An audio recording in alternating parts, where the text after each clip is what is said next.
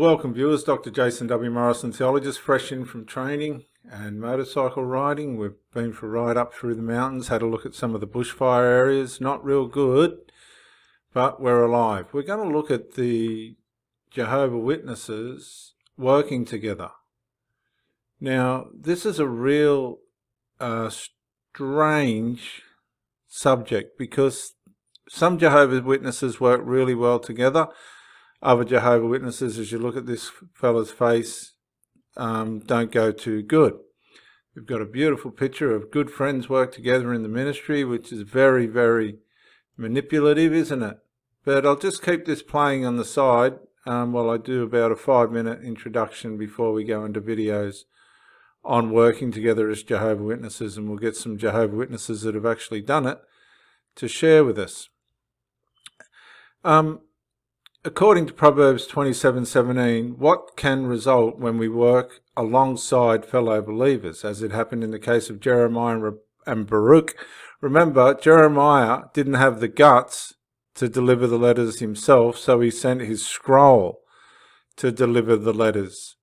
And when we work alongside fellow believers and observe firsthand their endearing qualities, what about endearing qualities is one thing. What about the things you don't like? That's another, isn't it? And that's the thing that's bringing the Jehovah Witnesses undone. The backbiting, the slighting of the other, the undermining, the whinging, the whining, the talking about people behind their backs, even though you can try and make it look good and sound good. And we learn from them to draw closer to them. Some people are going to draw closer, some people are going to fall apart, and that's just the way it is. Proverbs 17:17, as iron sharpens iron, so one man sharpens his friend. In some cases, yes. In other cases, there's just people that it wouldn't matter if you took to them with a millstone and tried to sharpen them up. It wouldn't make any difference. For example, how do you feel when you're in the ministry and you hear your friend boldly defend his faith or speak with heartfelt conviction about Jehovah and his purposes? Well, that don't happen anymore. You just don't see that with the Jehovah Witnesses anymore. They just don't do it. They run off. Look, this lady's saying, I don't want to talk to you. I've got nothing I have to say to you. And it goes on and on and on. But what I'll do, we'll read this next one. I'm going to put some videos up about Jehovah's Witnesses working together.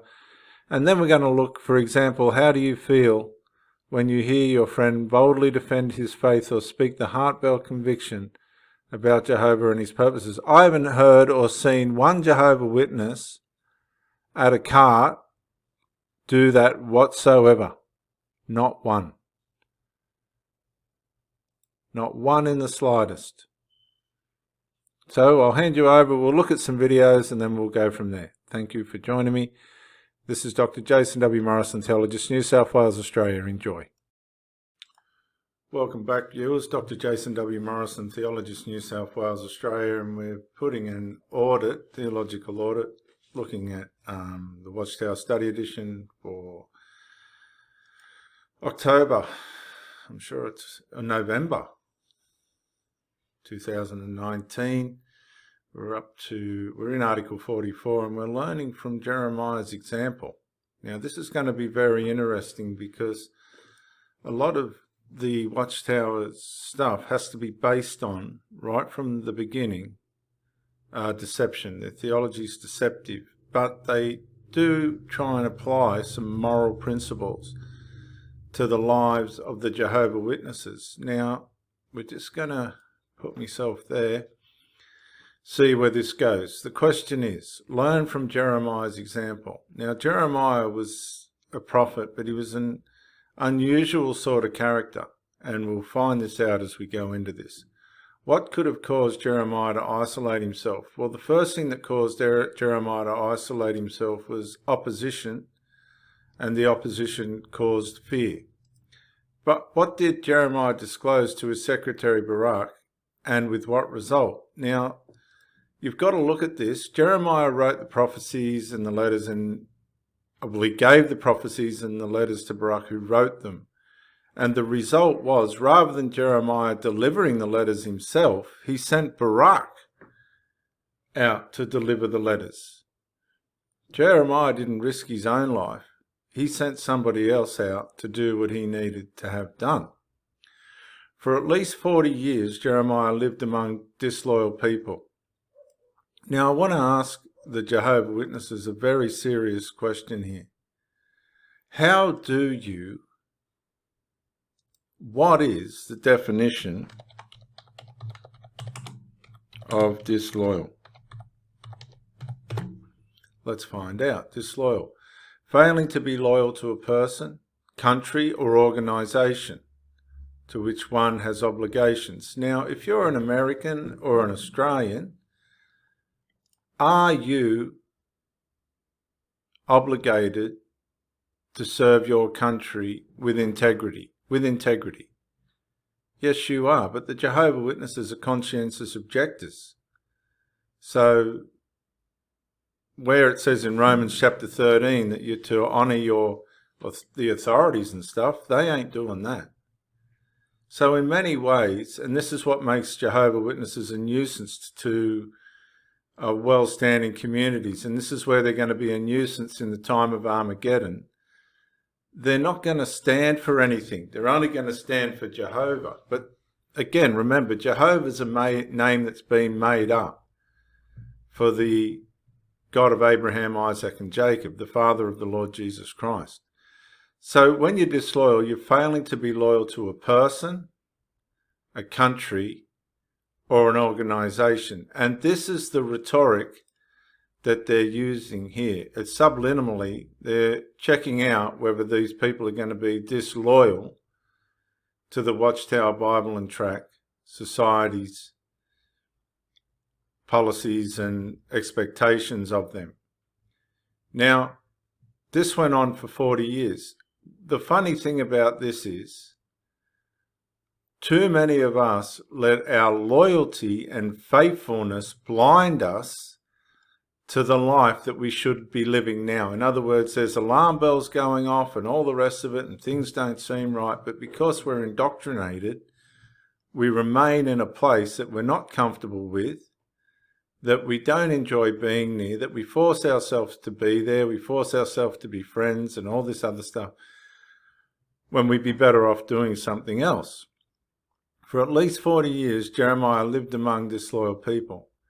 How long do we have to let our loyalty and faithfulness blind us from the life that we should be living now? How many stories have I heard of religious people that have been much better off just believing in the Lord Jesus Christ and enjoying their privacy and the life that they have been given than being stuck in the religious circles?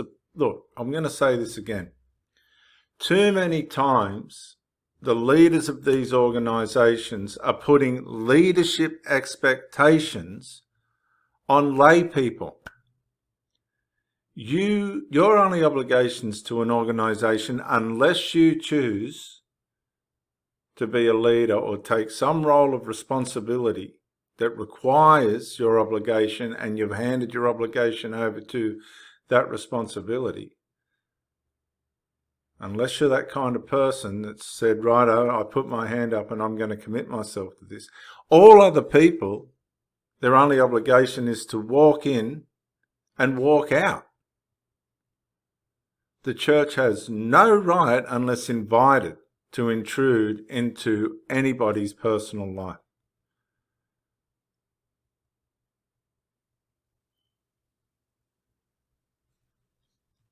And I hope you're aware of that.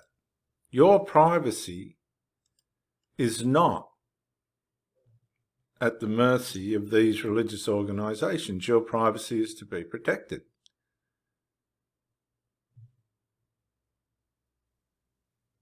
And where you share your personal life with these places, then again, that's your business and your prerogative, but your only obligation, unless you've committed yourself to a role of leadership or some obligation, is to walk in and walk out. Now, one of the disloyal aspects of the Watchtower Bible and Tract Society is they lie. And when people are harmed by their lies, they change the course of their life to meet these things and that they ask people to do, like the world's going to end, say, in 1975. What you've got to realise, Jehovah Witnesses and other people that are watching this, people decided not to have children. People sold their houses. People changed the course of their life thinking that the world was going to end in 1975, and it didn't happen. That's just disloyal. When the prophecy didn't come to pass and they lost millions of members as a result of it, millions, the Watchtower turned around and blamed the people for listening to the prophecy and said they should not have done it. So they're talking about Jeremiah living among disloyal people.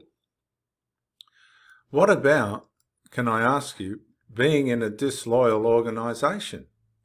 An organisation where they ask the Jehovah Witnesses congregations to let them pay off the loans for the kingdom halls and take the responsibility of the kingdom halls off the local congregations, which they did. And then they changed the plan after they got control and started selling them all. That's disloyal. That's not something you just submit to. There needs to be an answer. I can remember I was in a church group and they bought a house and we have the Bible studies in this house. And then, people are contributing to it and all the rest of it. And then they decided to sell this house. They made a fortune, an absolute fortune out of this house. But the church never knew what happened with the money. It was their money, but they never knew. And I tell you, there was a certain amount of people that left because they felt like the people were being there wasn't any transparency. Using words like disloyal is massive because, as we see, it's unfaithful, it's faithless, it's false, it's false-hearted, it's untrue. It's inconsistent, and that's what we've found theologically with the Watchtower publications and the jw.org saying that Jesus is Michael the Archangel. And I'm just doing an open theological audit based on what I know about the Bible. The two-witness rule, which is an Old Testament command. It was never absolute in the New Testament. It was never to be absolute.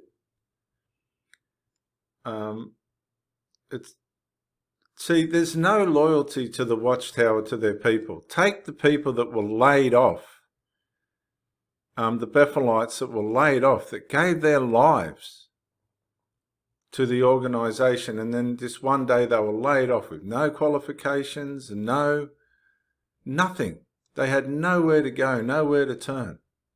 That's disloyal.